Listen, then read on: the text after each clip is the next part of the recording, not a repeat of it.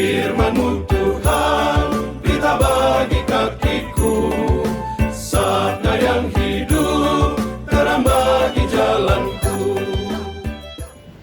Cerita di Yohanes 8 ini kita sudah dengar berulang kali bagaimana seorang wanita yang tertangkap berbuat zina dihadapkan di depan Yesus agar dihakimi. Sebenarnya yang mau dihakimi itu bukan si wanita, tetapi Yesus sendiri yang mau dijebak. Kenapa cuman wanitanya saja yang dibawa? Padahal katanya tertangkap basah. Kenapa yang laki-laki juga tidak dibawa di hadapan Tuhan Yesus? Lalu kita lihat jeniusnya Tuhan Yesus. Dia tidak engage dengan tuduhan itu, tetapi dia justru membungkuk ke bawah, ya, dan dia menuliskan sesuatu dengan jarinya. Mereka berbicara tentang hukum Musa yang ditulis dari tempat yang tinggi di Gunung Sinai, ditulis juga dengan jari Tuhan di atas sebuah batu besar, ya, batu perjanjian itu. Semua ahli teolog berspekulasi apakah yang ditulis oleh Tuhan Yesus di bawah. Tapi kita bisa melihat secara simbolnya bahwa ada hukum yang datang dari atas, tetapi dia sekarang turun dan menulis hukum yang dari bawah. Dia tidak langsung menjawab semua tuduhan itu, tetapi dia menulis dulu, sepertinya dia cuek, tetapi dia bilang yang tidak punya dosa silahkan ambil batu dan lempar duluan. Sepertinya hukum itu belum habis ditulis kah? Yang ada di hukum Musa 10 perintah Tuhan itu. Tapi yang pasti ada hukum cinta kasih dan pengampunan yang datang dari Tuhan Yesus. Sebuah pribadi yang sungguh luar biasa menurut saya. Pribadi yang berani membela yang sudah berdosa, pastilah merasa bukan hanya tidak ada harapan lagi, tetapi malunya luar biasa. Coba kalau kita ada dalam posisi seperti itu, betapa malunya kita. Lebih baik kalau saya pilih, lebih baik kamu lempar sudah batunya daripada habis ini saya masih hidup lagi. Semua orang sudah tahu begini, ya. Mungkin dia juga berharap, Tuhan Yesus kenapa kau selamatkan saya? Lebih baik saya mati sudah. Lalu Tuhan Yesus selamatkan dia lagi, kasih dia hidup. Malah Tuhan Yesus yang tanggung sekarang semua tuduhan penghakiman, ya, setelah wanita ini bebas. Mereka itu bukan hanya melemparkan batu kepada wanita itu, sudah mungkin dalam hati batu itu sudah lempar memang kepada Tuhan Yesus. Sebuah pribadi yang luar biasa, padahal masih muda juga, mungkin umur baru awal 30-an, muda-muda seperti kalian, ya. Bagaimana kita bisa seperti Tuhan Yesus ini? Sungguh mempesona menurut saya. Lalu Tuhan Yesus, dia tidak melihat, tapi Tuhan Yesus menulis di bawah. Lalu dia bangun, dia menjawab semua orang yang menuduh, dia tidak melihat. Seperti dia tidak melemparkan, ya, pandangan tuduhan kepada wanita itu. Dia hanya melihat mereka yang menuduh. Lalu setelah satu-satu mulai pergi dari yang paling tua, setelah itu baru dia turun lagi, dia menulis lagi. Lalu dia berkata kepada si wanita, saya juga tidak menghukum kau. Kalau saya pasti bertanya, kemana lagi saya mau pergi? Semua orang ini pasti semua benci saya. Pastilah harapan saya hanya satu-satunya kepada Tuhan Yesus. Tuhan Yesus, saya ini yang sudah hancur, hidup saya sudah seperti ini, bagaimana lagi saya bisa membentuk hidup saya harus bagaimana ke depannya? Dia pasti campur aduk antara dia rasa bingung, lalu dia juga rasa ada sedikit harapan dengan Tuhan Yesus, ya. Dan Dia mungkin juga terpesona karena dilindungi oleh Tuhan Yesus. Ada yang mereka-reka, ini Maria Magdalena kah? Ada yang bilang bukan. Anggaplah itu Maria Magdalena. Yang kita tahu ceritanya, dengan perjuangannya sudah 7 iblis ada padanya, sampai akhirnya waktu di kayu salib semua kecuali Yohanes, murid-murid Yesus kabur semua, tapi malah dia setia kepada Tuhan Yesus. Akhirnya Maria Magdalena yang begitu terpuruknya, sampai akhirnya kita hormati dia sebagai seorang santa yang luar biasa. Gerejanya di Tanah Suci itu indah sekali, emas semua itu gerejanya. Santa Maria Magdalena begitu dihormati, tapi saat itu begitu memalukan dia. Bagaimana dia bisa hidupnya berubah?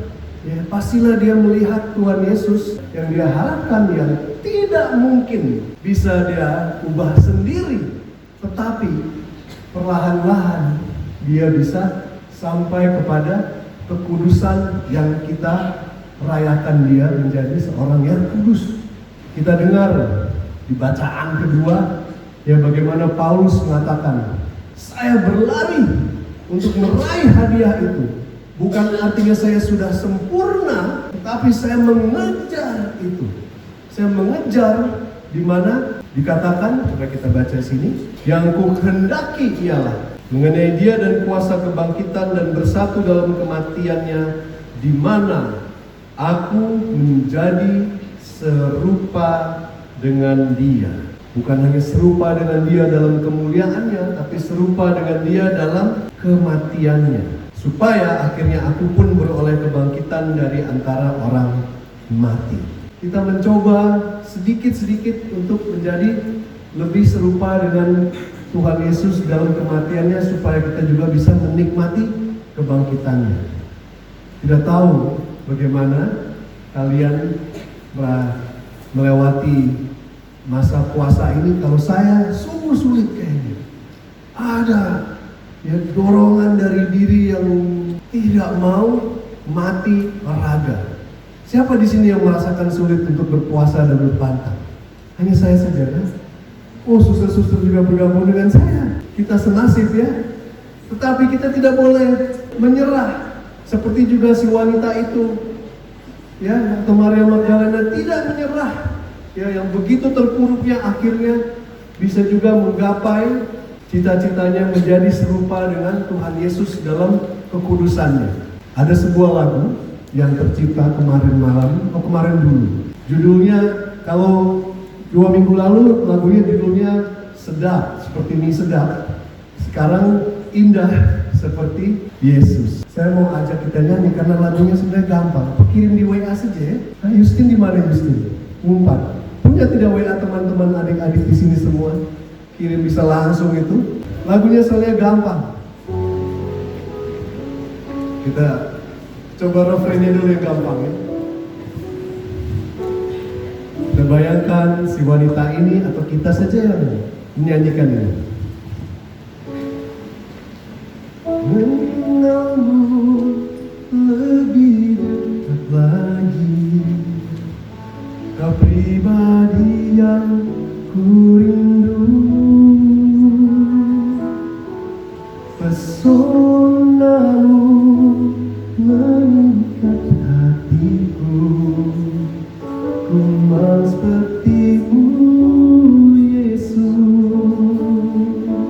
Ya, coba lagi. Mengenalmu lebih dekat lagi, kau pribadi yang ku rindu. Pesonamu mengikat hatiku, ku mau sepertimu Yesus. Bersama-sama ya sekali lagi.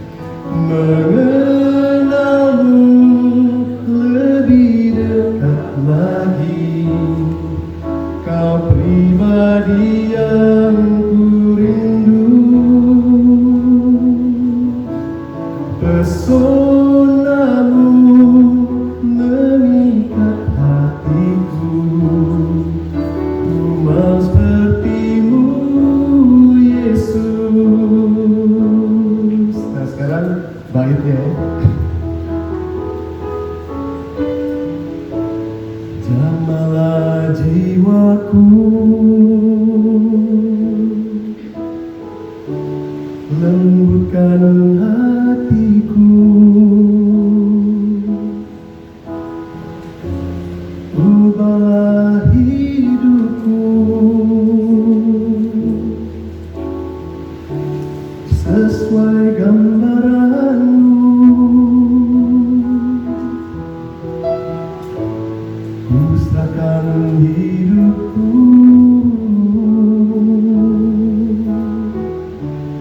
ke dalam tanganmu,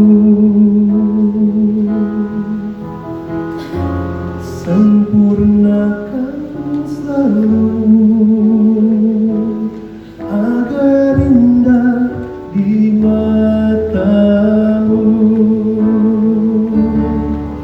mengenalmu lebih dekat lagi, kau pribadi yang ku rindu. Pesonamu memikat hatiku, ku mau sepertimu Yesus,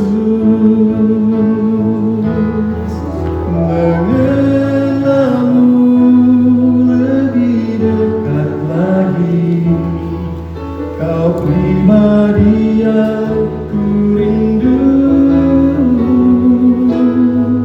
Pesonamu memikat hatiku, ku mau sepertimu Yesus.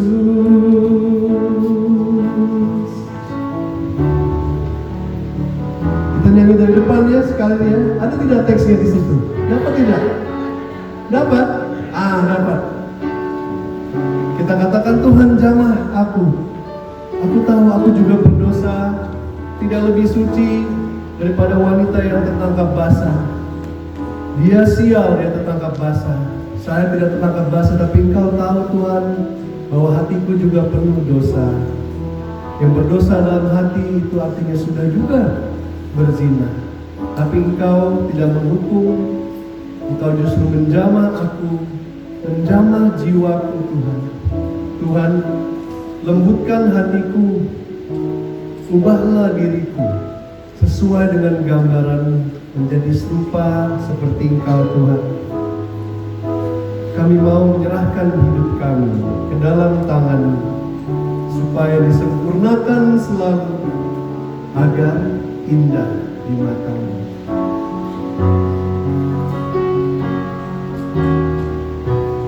Jamahlah jiwaku, lembutkan hatiku, ubahlah hidupku sesuai gambaran-Mu. Ku serahkan hidupku ke dalam tangan-Mu, sempurnakan selalu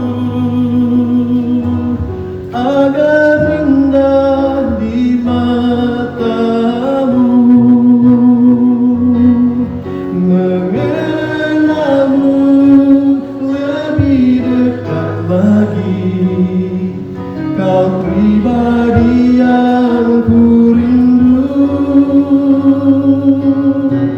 Pesonamu memikat hatiku, ku mau seperti-Mu Yesus, mengenalmu lebih dekat lagi, Kau pribadi pribadi yang ku rindu,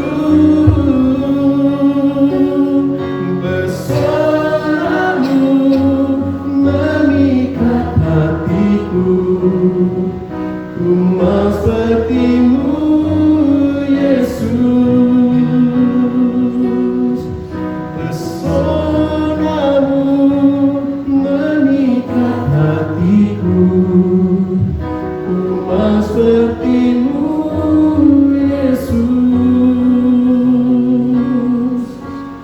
Pesonamu memikat hatiku. Ku mau sepertimu, Yesus. Ku mau sepertimu, Yesus. Indah sepertimu,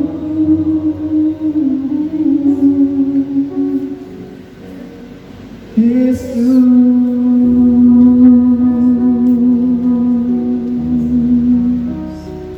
Ya Tuhan Yesus, kami mau indah seperti Engkau. Dosa merusak citra kami, Tuhan. Dan kami tidak bisa melihat diri kami seindah seperti Engkau melihat kami. Tuhan, kami menyerahkan hidup kami agar dibentuk dari betapa bagaimanapun terpuruknya kami. Tidak ada yang tidak mungkin bagi Engkau, Tuhan. Bahkan bagi si wanita yang sudah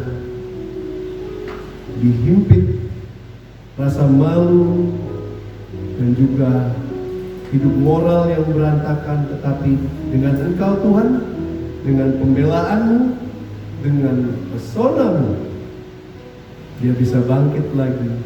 Biarlah kami juga bisa bangkit, Tuhan, karena Engkau selalu beserta kami.